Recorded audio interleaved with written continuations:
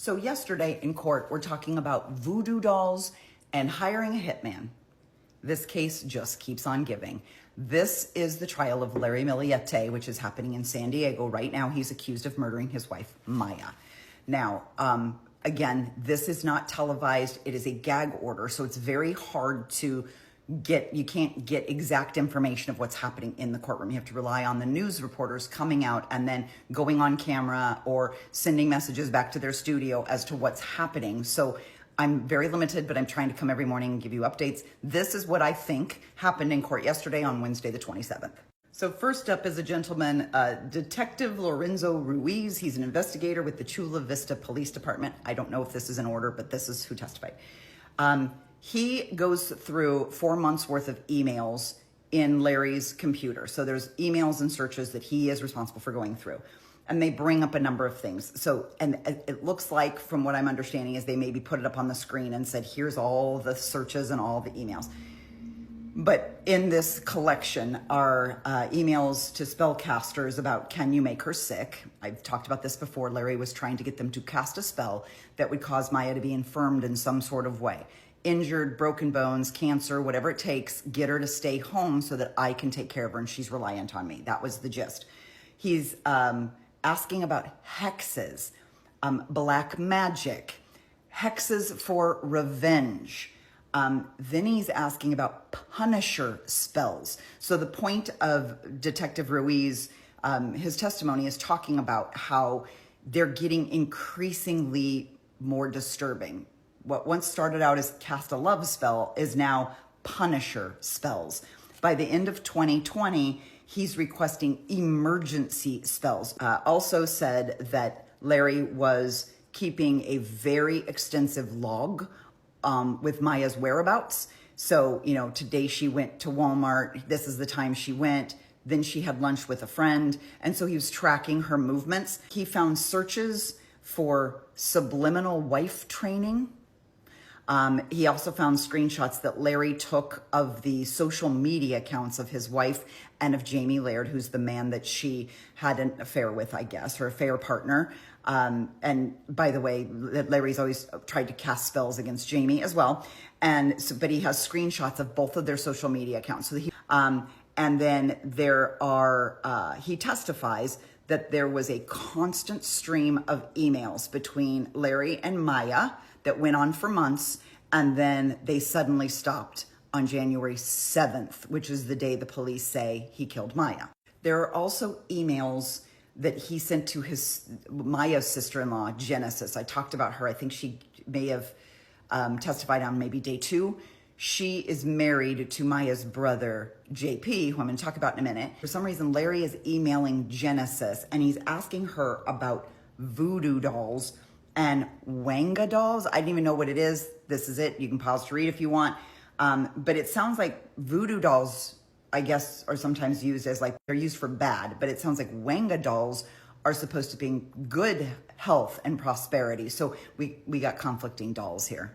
There is another Chula Vista PD officer who was there when they searched the cars. So there was a guy yesterday who did preliminary search. He thought he found some spots that he thought might be blood and some suspicious like wiping. This one says the car, and this is a quote, looked exceptionally clean, especially for somebody with 3 children. They also looked in Maya's Jeep and found a black canvas bag that had in it a hatchet, a hammer, gloves, duct tape. They think, though, because it was kind of dusty, that they suspect this is just like an off-roading toolkit. She goes off-roading in her Jeep, or maybe they go off-roading in the Jeep, and this is the toolkit they bring with them just in case. So it doesn't sound like there was any blood or hair or anything suspicious found about this bag, but it is part of the inventory that the police collected that day when they were searching the cars. Then next up is a man named Brian Mansfield. He is Maya's boss. And he said that as of November of 2020, which is just a couple of months before Maya's disappearance, that he noticed her work performance was slipping to the point where he had to supervise her. He had to give her deadlines and monitor her work and make sure she was turning things in. Maya confided that she was going through a separation. So in Maya's mind, this marriage is over. It is Larry who is holding on.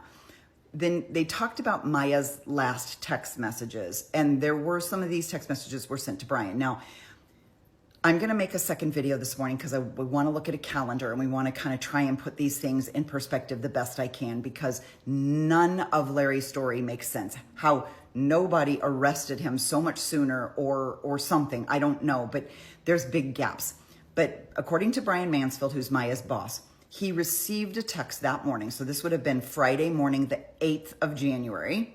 Okay, Maya was allegedly killed the night before. He receives a text from Maya saying that her child care fell through and she's working from home.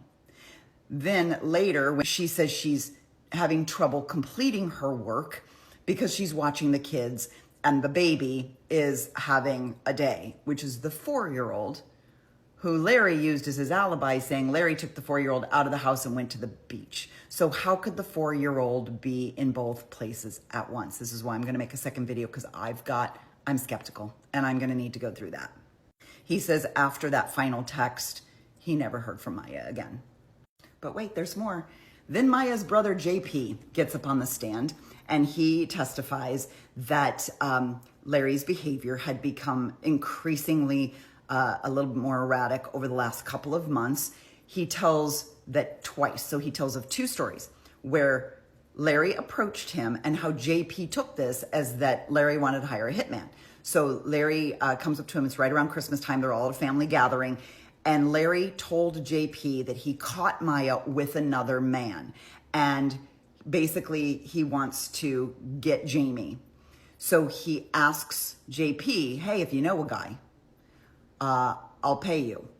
Here's the numbers. $4,000 to JP if he finds a guy, and then $20,000 for the guy to do the job. JP interprets this, as probably we all would, that Larry wants to hire somebody to take out Jamie so he could have his wife back.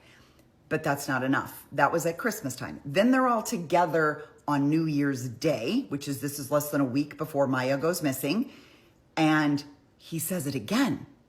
Do you know a guy? I'd like to take out Jamie. Let's get Jamie. Do you know a guy? So this is what JP testifies to. Now, the defense, all the defense can really say, like for every single time they're crossing, all they can really say is, you know, the defense they're mounting is that the police had tunnel vision, that they immediately latched onto Larry, although it took them almost 9 months to arrest him. They immediately latched onto Larry and didn't look at anything else. They didn't do a quality investigation on Jamie. They didn't do a quality investigation on his wife. What they're not allowed to do a third-party defense like we saw in Karen Reed, but what they're trying to do is they're just trying to make one juror believe that this could possibly have been Jamie or his wife, who are both scheduled to testify. And by the way, she's now his ex-wife. So somewhere through all of this, they got divorced. But the 2 of them are supposed to testify. They're not allowed to come out and say, are you sure it wasn't Jamie? But they're trying to lead that path, saying that the police had tunnel vision. They didn't do a quality investigation. They honed in on Larry and never let go. And then they gave trumped up charges against him. So that's where we are. But I'm going to make a second video because I now need to talk about what I think happened.